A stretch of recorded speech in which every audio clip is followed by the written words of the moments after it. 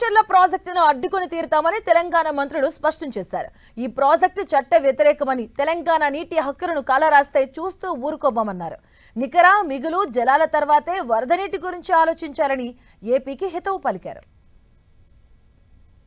మేము వాటా తీసుకొని ఆ వాటా కూడా పూర్తి చేసుకున్న తర్వాత ప్రాజెక్టు కట్టుకున్న తర్వాత మిగిలిన నీళ్లు ఉంటే అప్పుడు మీరు ఏమన్నా ఆలోచన చేస్తే తప్ప మా వాటా కూడా కలుపుకొని ఈరోజే మేము ఫ్లడ్ వాటర్ మేము కట్టేసుకుంటుంటే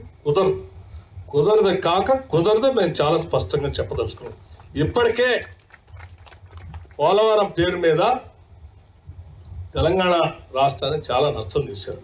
కేవలం నీ కుటుంబ అవసరాల కోసం, నీ రాజకీయ అవసరాల కోసం ఆ కేంద్ర ప్రభుత్వంతో నీకున్నటువంటి లాలూచితో ఆ రోజు ఈ 7 మండలాల్ని 2 లక్షల ఎకరాలు అమాయకులైనటువంటి గిరిజనుల్ని పోలవరంలో మునిగిపోయేటట్టు చేసిందే కాక ఇంకా బనకచెర్లు కూడా కట్టుకోవటానికి నువ్వు పైన ప్రాజెక్టులు ఏవి కట్టకపోవటం వల్ల ఇవాళ ఫ్లడ్ వాటర్ అని వాళ్ళు కట్టుకునే పరిస్థితి తీసుకొచ్చాం.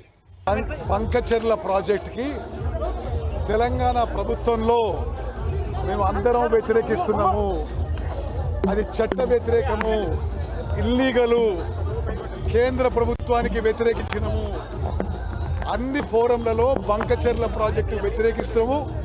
It is illegal, it is violation of Telangana water right. నికర జలాలు, మిగులు జలాలు, వరద జలాల గురించి కొంత ముందు తెలుసుకోండి.